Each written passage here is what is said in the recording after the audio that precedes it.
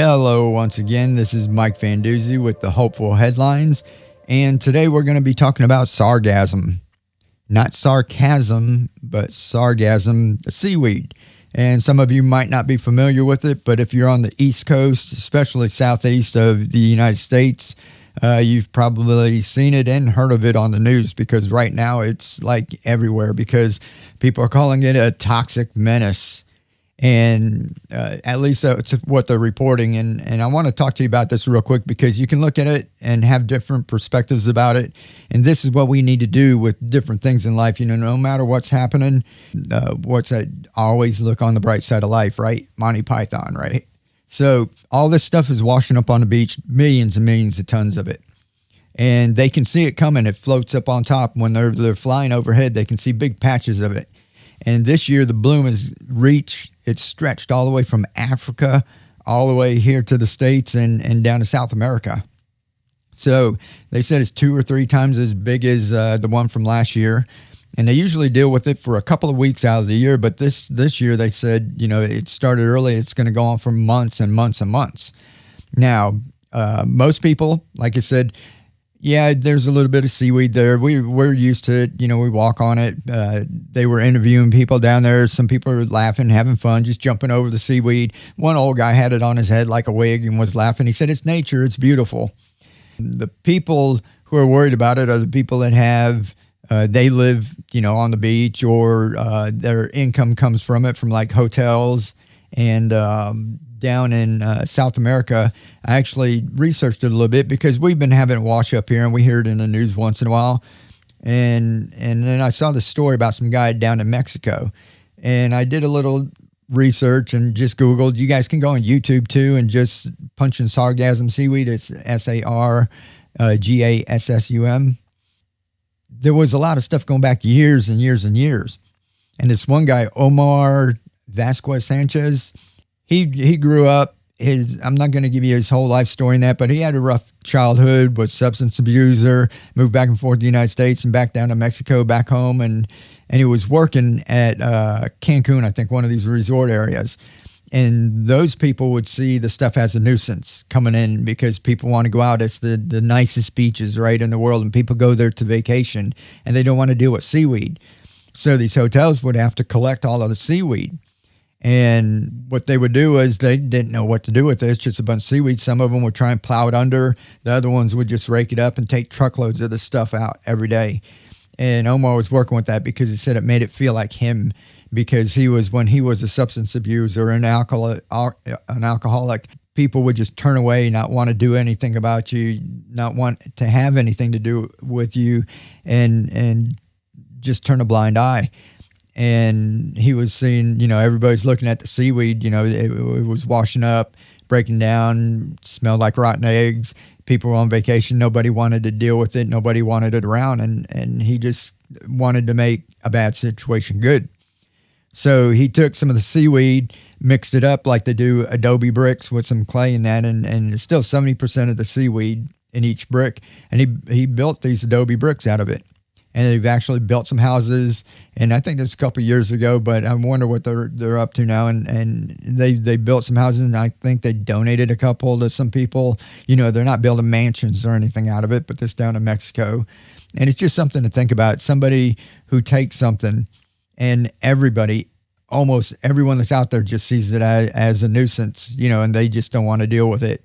And he takes it and he turns it into something that they can make into a business. And when everybody's standing there on the shore, you know, it's winter, right? And it's starting to warm up. It's spring. Everybody's waiting to hit the beach. And they're all jumping out there and having a good time. And then all of a sudden, these blooms of seaweed start coming in. And all of the resort owners and everything are looking on the news and watching these overhead photos of it and just seeing blobs of the stuff, you know, heading their way. And everybody sees it as a nuisance. And Omar probably looks at it with dollar signs in his eyes, right? Like that's where he's making some money, is off of the seaweed. When it comes in, they're going to take it and make some bricks. Now, you know, he's just small, you know, little company and doing that. But if they did that on a big scale, imagine what could happen, or learn to do something. You know, who knows if you could take that and make it into something else. some kind of, product. Like they make a lot of things out of seaweed. Maybe we can make a biodegradable product or something out of it. But if there's this natural resource that's coming in and nobody wants it, that's an opportunity. So if people look at it that way, instead of just thinking like, it's an inconvenience for everyone because we can't go walk on the sandy beach, there's too much seaweed. That's a unique perspective.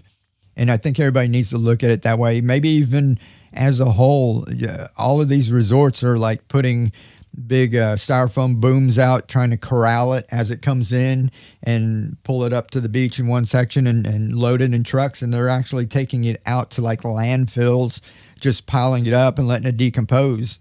And they said there's concerns about that because they don't know if the seaweed is absorbing all of the mercury and lead and stuff that's in the ocean.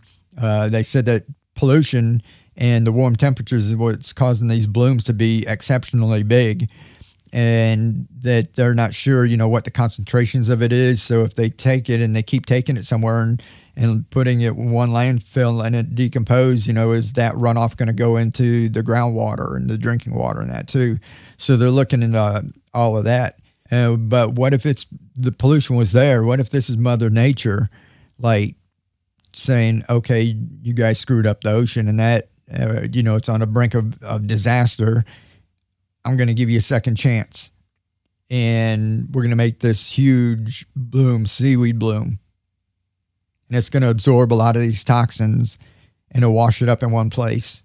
And it's just scrubbing the ocean and washing up on the shore, where we've only been going for maybe a couple hundred years. I mean, if you look back in history, how long has man, America's only been here for, a couple hundred years, right? So how long have we actually been on the shorelines as recreation? Everybody was living there. They were making a living, fishing, going back and forth, and people were living close to it or nearby so they could get back and forth and fish.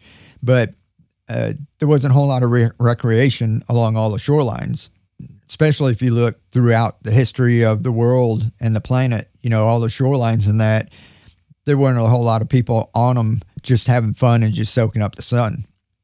So what if Mother Nature made this huge bloom and it happens every year and it's just to scrub the oceans a little bit and deposit it in one place where it can decompose and be out of the ocean where it won't harm the ocean life? Who knows? This is just speculation. It's just thoughts that I have. When I hear things like this, my brain goes to weird places. But, what if that is nature trying to clean up?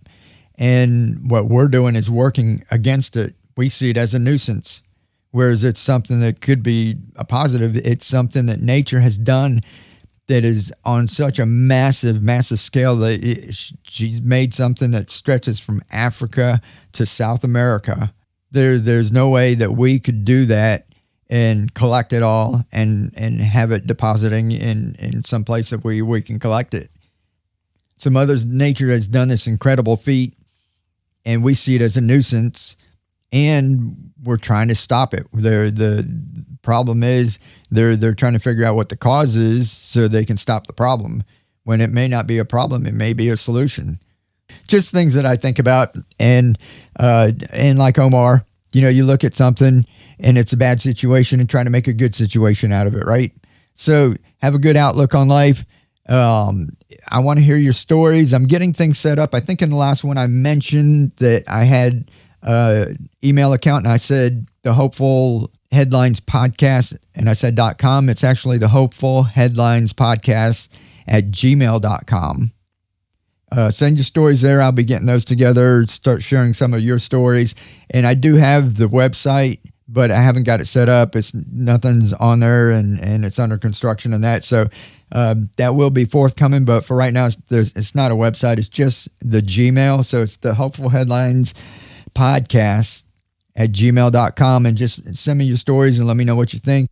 And we'll just keep on having a good time. If I hope that I'm out there at least cheering up one or two of you out there, and because you're cheering me up just getting on here, it makes me feel better just coming on and sharing these stories and that. So you guys get out there and live to inspire, keep on growing, be the change. Mike Van Duzy with Hopeful Headlines. We'll catch you later.